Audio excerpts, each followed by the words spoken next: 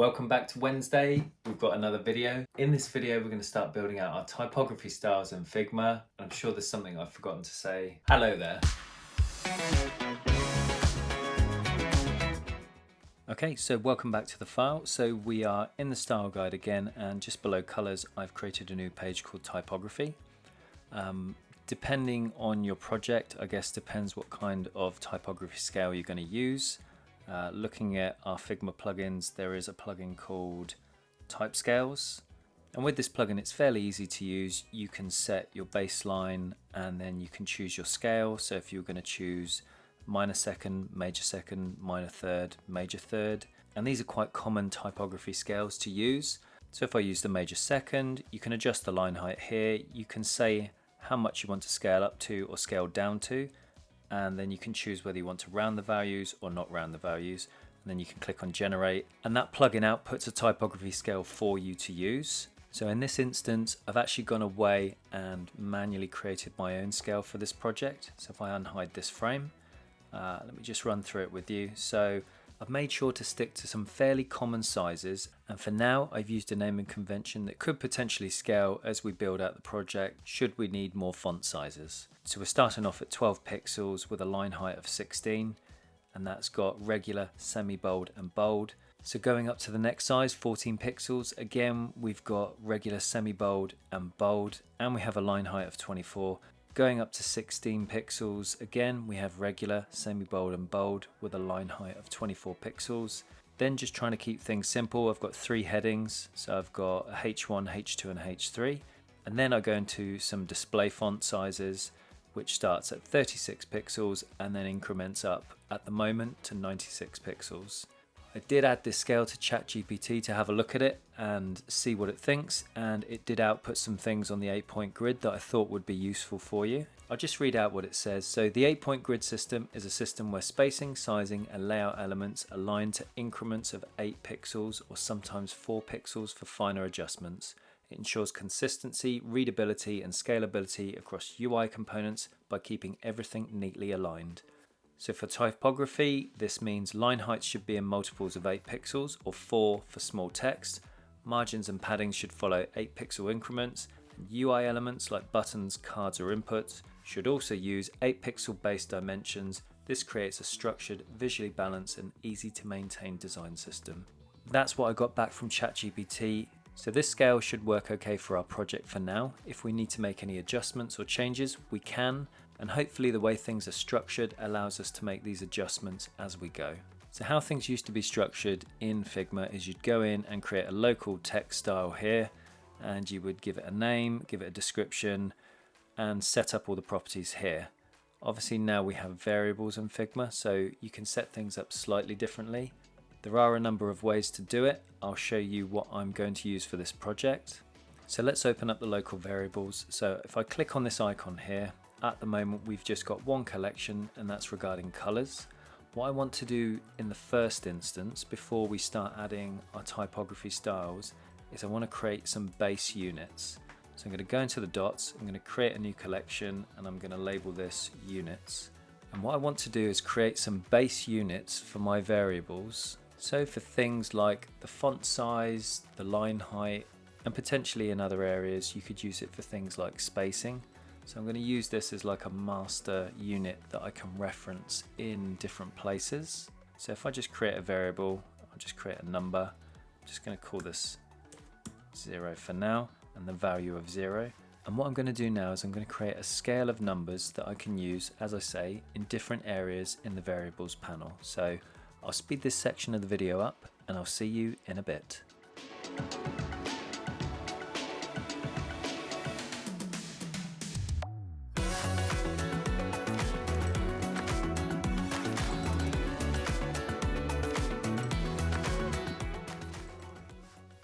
Okay, welcome back. So as you can see, I've scaled out the units all the way from 0 in increments of 4 all the way up to, let's have a look, 128. So that should cover us for now. So what I now want to do is I've got 2 collections so far. I've got my colors and my units. I want to create another collection for typography. So I'm going to click on the 3 dots. I'm going to go on to create a collection, and let's just rename that to typography. Okay, there we go. Okay, so the first variable I want to create is to do with a font family. So let's go create and let's go string. So I'm just going to type in inter and then we'll add the value here of inter. Okay, so we've added that in. Let me just go into here. I want to break this down a little bit. So let me just put in fonts family / and then we'll start to get our subcategories beneath. So I think this will be fine for now. We'll use this font family for now. I guess in the future, if you needed to add additional fonts like monospace fonts, you can also add them in here as well. So our next group is going to be font weight. So I'm just going to go in here, create, and if I just put in regular for now, string value of regular. And what I want to do is just go into settings here. Just want to change that to font weight. What I might do is just drop these to lowercase as well. Just change that to lowercase f. Okay, so we've got two subcategories within the typography collection. I do want to just go in and check something. So if I go in, we'll just do that for now. Go into here for inter. So if I just have a look at the way that the font weight is written, I just want to make sure I match a similar format when I'm typing it in my variables panel. So we've got regular, so I could do that as uppercase. Just copy and paste that. So semi-bold actually has a space. So if I do semi, that was bold in a capital. Let's see. Yep. So that was the value there. I'll just do the same for this so it matches. And do the last one, what's bold? So bold is an uppercase B. So we'll do the same here. Okay, that should be fine for the moment. Let's go on to, so create a variable, create a number variable. Just going to go into settings and I want to give this the name of line height here. And do / and our first one from memory is, I think it's 16. Yeah, so 16. So if I hit enter, that gives me that on line height. So we're using number variables, not strings. Okay, so I'm going to duplicate this again and let's do 24. Okay, so we've got 24 as a line height. Let's duplicate it again. We have 32 as a line height and duplicate that again. We've got 40, 44, duplicate again, 48, nope, 56. No, let me get rid of 44, that is incorrect. It's 48, then we have 56, we have 64, we have 72, copy and paste that, we've got 88, and the last one is 104. Okay, so these should all be divisible by 8 for the 8-point grid, so that's good. Now we've done the line heights, let's go back up to the top when we go to the values and we click on apply a variable. We now get our units. So I want to reference my units. So I've got 16, 24, 32, 40, 48. Let's make the change. Okay, 56. 64, 72, 88, oops, 88, and 104. Okay, great. So these line height variables that I've created are now referencing another set of variables, which are my units under here. The benefit is if you need to make any big wide scale changes, you can do it under the unit and that would cascade down across the different areas that are using that variable unit. So this is helpful when you need to make any wide scale changes. We might not need to do it that much in this project, but I think it's good to set this from the beginning while the design system and style guide are relatively small, because when you're dealing with large files with lots of components with lots of styles, it then benefits you to have ways of updating multiple things in a very, very easy way. So we've now added the line height values and we've now referenced the units. So the next thing to go on to would be font sizes. So if I do number, if I just go into here, I just want to take it out of line height and do it as font sizes. I just label that as test for now, so that's going to chuck that into a new group. So the one thing I've not noted here really is the size, so I'll add small in here like that with a hyphen, and then this would be medium. There we go, medium, and this one we'll just label as large for now. Okay, that should be fine. Right, okay, so now when we come to our font sizes, let's start off with the body sizes. So if I go here, I'll just create another subfolder of body / I'll use it as test for now. So my body sizes are going to be small, medium and large, and that covers those. And if we apply a variable unit as well, so small is going to be 12.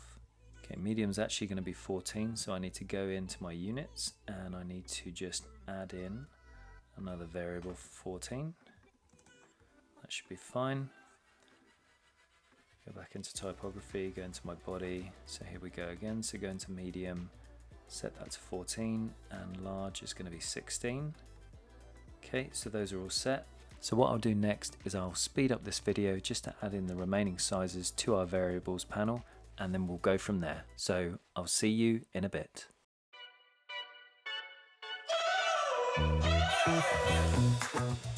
We're driving cars on a Mars tonight. We're blasting off to the stars tonight. We wanna go, go. We wanna go, go.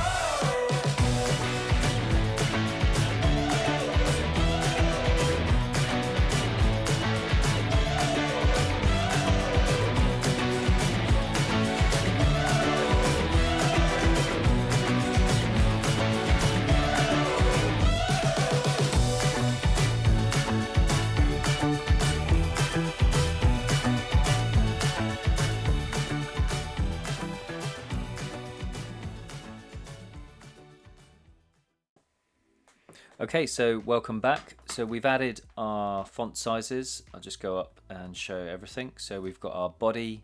I've decided to keep the name nice and simple, so small, medium, large. When we're looking to apply a size, we just have the options small, medium, large for body, so it'd be nice and easy. And the Figma panel also shows the pixel value here as well, so that's good. So we've got small, medium, large. We've got our headings, H1, H2, H3. And then we go into our font sizes for display. I did actually go back to the display font sizes and adjust them slightly. So they start at 40 and they scale up in 8 pixel increments all the way to 96. So that should be good. So one exception I've added here to the 8-point grid, I guess is 14 pixels, but that's fine. It's an acceptable choice to use, and it has a good line height as well of 24 pixels. So that should give it sufficient breathing room. So I've added some example text down here just to show us an example. So if I were to apply, this is currently using Open Sans. If I wanted to use the variable, go up here and I'd use my inter variable, and that adjusts the font family. If you noticed when I clicked on font family, it's also showing font weight for some reason. So we need to go into our variables panel and specify where you want certain variables to show and also where you don't want them to show.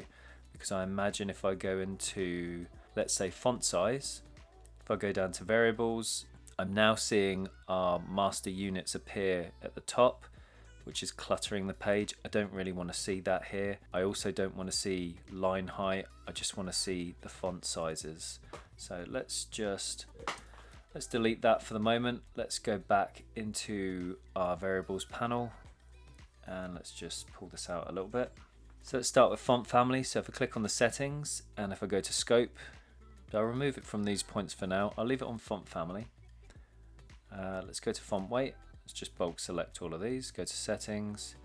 Okay, so let's deselect those. I only want it on font weight because that's the weight. Go to line height.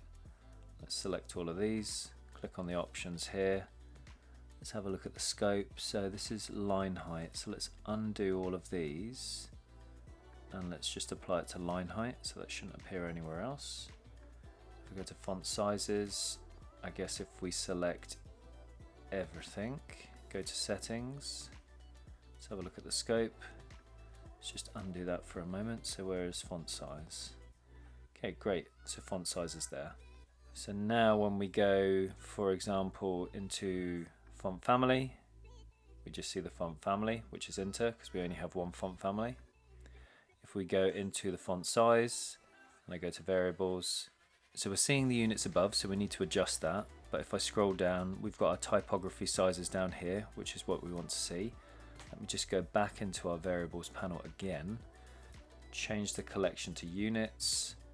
Let's select units, scroll all the way down. Whoops, let's do that again. Hopefully that's everything selected. Click on settings and let's just turn them all off. I think that should be okay because we're just referencing them in the variables panel. Let's go back into here, go back into our font size, and there we go. Now we get our body sizes, our heading sizes, and our display sizes. So that's all we really need to see here in this panel. So let's just click on one of those now, and that applies 72. Okay, that's it for this video. Thanks for watching to the end. Like and subscribe, add some comments, check out some other videos on my channel. Let me know in the comments if you're enjoying this series or if there are any other areas or topics or things you want me to cover. And that's it. So have a great Wednesday, have a great week, and I will see you in the next video.